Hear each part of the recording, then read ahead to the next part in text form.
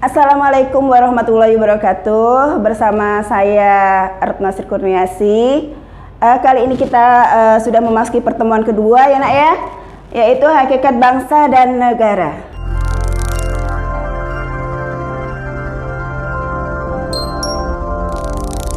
Nah, melanjutkan pertemuan yang kemarin ya. Yang pertama adalah proses terjadinya suatu negara, itu masih ada dua lagi ya. Kemudian sifat-sifat negara, fungsi negara, dan tujuan negara. Kalau kemarin kita membicarakan tentang proses terjadinya negara secara alamiah, sekarang kita akan membahas proses terjadinya negara secara faktual ya. Yang pertama adalah proklamasi. Proklamasi adalah terbentuknya negara karena pernyataan kemerdekaan dari suatu negara yang merebut kembali wilayahnya melalui perjuangan. Contohnya seperti Indonesia, ya, seperti Indonesia yang merebut kembali negaranya dan pemimpin kita, Insinyur Soekarno, memproklamirkan, membuat pernyataan kemerdekaan, ya, melalui proklamasi pada 17 Agustus 1945. Kemudian yang kedua adalah separatis. Adalah terbentuknya negara karena suatu negara memisahkan diri dari negara yang sudah menguasainya. Contohnya Timur Leste, ya. Timur Leste yang memisahkan diri dari Indonesia. Waktu itu Timur, sekarang Timur Leste. Next. Yang ketiga ada proses aneksasi. Proses aneksasi atau penguasaan atau pencaplokan adalah suatu negara yang berdiri di wilayah negara lain. Contohnya Israel yang menduduki Palestina, ya. Kemudian next, inovasi, ya, innovation atau pembentukan baru adalah suatu negara yang muncul di atas suatu negara yang pecah dan lenyap karena suatu hal.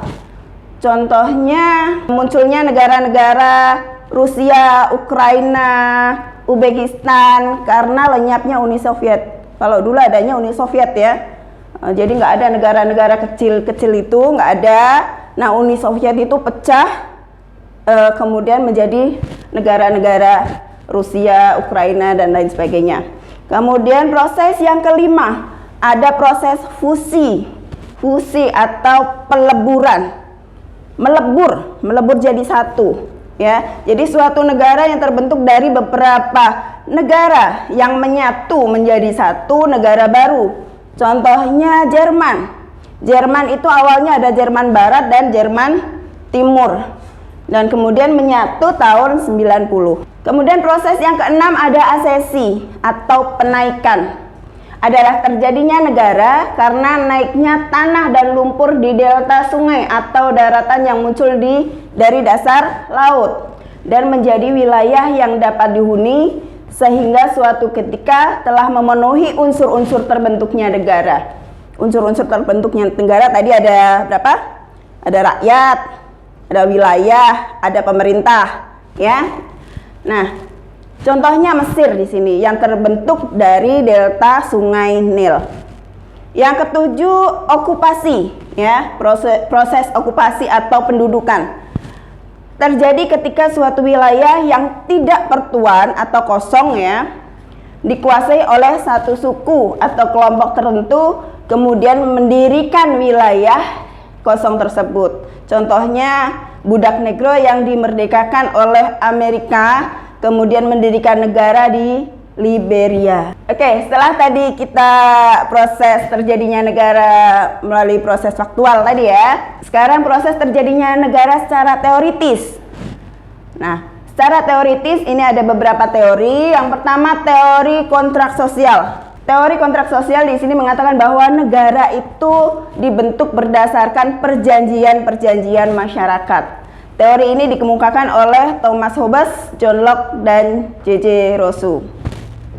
Kemudian yang kedua, teori kekuatan.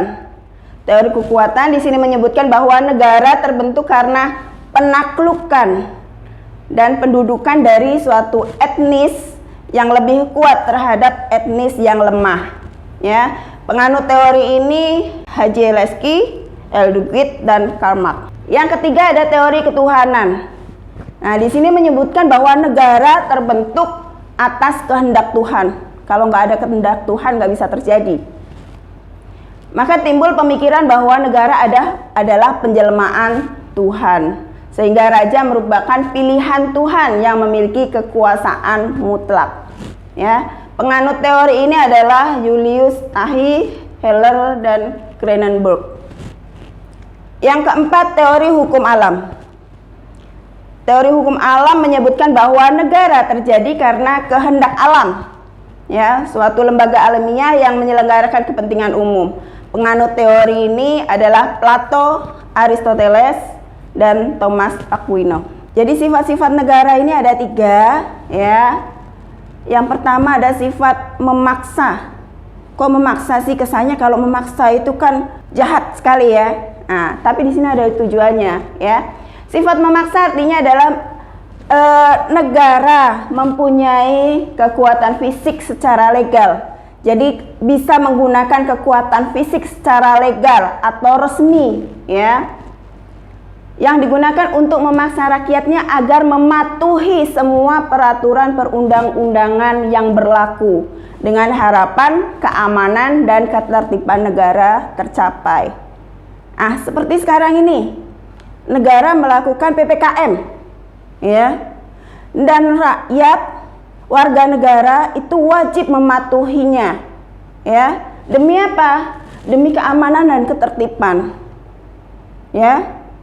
Demi kesehatan kita semua, demi kemakmuran kita semua, itu intinya, ya. Jadi kalau ada yang nggak patuh gimana? Ya, negara punya kekuatan fisik legal, ya. Negara berhak untuk entah itu denda kah, entah itu sanksi yang lain kah, begitu, ya. Jadi punya kekuatan fisik secara legal, memaksa. Jadi boleh memaksa negara. Kemudian yang kedua, sifat monopoli. Artinya bahwa negara menerapkan suatu tujuan yang akan dicapai bersama masyarakat. Negara menentukan mana yang boleh atau baik dan mana yang tidak boleh karena dianggap bertentangan dengan tujuan negara dan masyarakat. Nah, ini artinya apa? Negara membuat undang-undang. Yang berhak membuat undang-undang itu negara. Nah, seperti itu, ya. Intinya peraturan lah, ya. Kemudian sifat yang ketiga, sifat mencakup semua. Artinya segala peraturan perundang-undangan yang itu berlaku untuk semua orang, ya. Jadi peraturan perundang-undangan yang dibuat oleh negara, yang dibuat oleh pemerintah, itu berlaku untuk semuanya, baik itu orang kaya, orang miskin, ya, pejabat maupun rakyat jelata. Next. Oke, sekarang fungsi negara. Nah, fungsi negara di sini Ibu akan menyebutkan yang menurut John Locke dan menurut Montesquieu, ya. Kalau menurut John Locke, fungsi negara itu ada 3, yaitu fungsi legislatif, eksekutif, dan federatif. Fungsi legislatif itu negara membentuk undang-undang, ya. Kemudian fungsi eksekutif, negara melaksanakan undang-undang. Dan fungsi federatif melakukan hubungan dengan negara lain. Berbeda dengan John Locke, ya. Menurut Montesquieu, fungsi negara itu ada 3 yang kita kenal sebagai trias politika, ya. Ada fungsi legislatif, fungsi eksekutif, dan fungsi yudikatif.